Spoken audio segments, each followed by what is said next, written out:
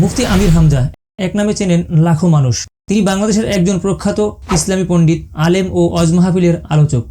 কিন্তু তার জীবন শুধু ওয়াজ মাহফিল আর দাওয়াতের মধ্যেই সীমাবদ্ধ নয়। তার পথে এসেছে নানান বাধা, অভিযোগ ও সংগ্রাম। আজ আমরা জানব আমির হামজার জীবন কাহিনী, তার কাজ এবং সেই সব বিতর্ক যা তাকে ঘিরে রেখেছে। সালটা 1992, অক্টোবর মাসের 28 তারিখ।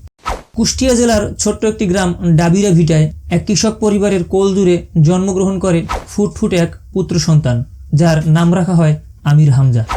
তার পিতা মোহাম্মদ রিয়াজউদ্দিন ছিলেন একজন সাধারণ কৃষক। ছোটবেলা থেকেই আমির হামজার ভিতরে ধর্মীয় শিক্ষার প্রবল আগ্রহ দেখা যায়। তিনি প্রথমেই কোরআনের হেফজ সম্পন্ন করেন এবং পরে তিনি কওমি ও আলিয়া মাদ্রাসায় লেখাপড়া করেন। কুষ্টিয়া ইসলামী বিশ্ববিদ্যালয় থেকে স্নাতক ও স্নাতকোত্তর ডিগ্রি অর্জন করার পর তিনি ওয়াজ মাহফিলের মাধ্যমে ইসলাম প্রচারে নিজেকে নিয়োজিত করেন। আমির হামজা খুব দ্রুত অল্প বয়সে বাংলাদেশের ইসলামী বক্তাদের মধ্যে একজন জনপ্রিয় বক্তা হয়ে ওঠেন। তার বক্তব্যের সরলতা ও যুক্তিপূর্ণ উপস্থাপনা লাখো মানুষের হৃদয়ে ছুঁয়ে যায়। বিশেষ করে যুবকরা তার প্রতি বেশি আকৃষ্ট হয়ে পড়ে।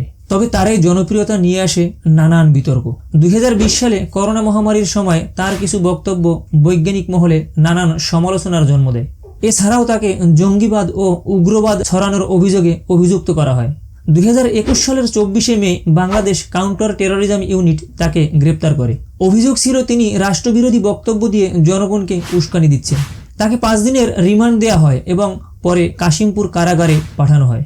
925 দিন কারাগারে থাকার পর 2023 সালের 7 ডিসেম্বর তিনি জামিনে মুক্তি পান। তবে তার বিরুদ্ধে অভিযোগের তালিকা এখানেই শেষ নয়।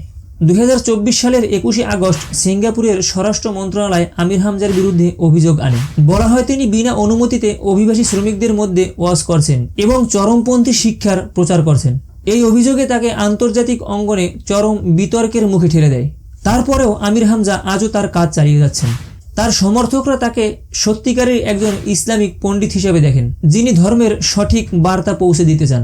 তবে তার বিরোধীরা মনে করেন তার বক্তব্যে উগ্রবাদের ছোঁয়া রয়েছে।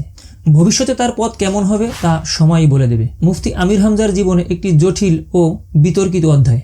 তিনি যেমন লক্ষ মানুষের হৃদয় জয় করেছেন, তেমনি নানান অভিযোগের মুখেও পড়েছেন। তার জীবন আমাদের শেখায় সত্যের পথ কখনোই সহজ হয় না, কিন্তু যারা সত্যের পথেই চলেন তাদের জীবন সংগ্রাম ইতিহাস তৈরি করে।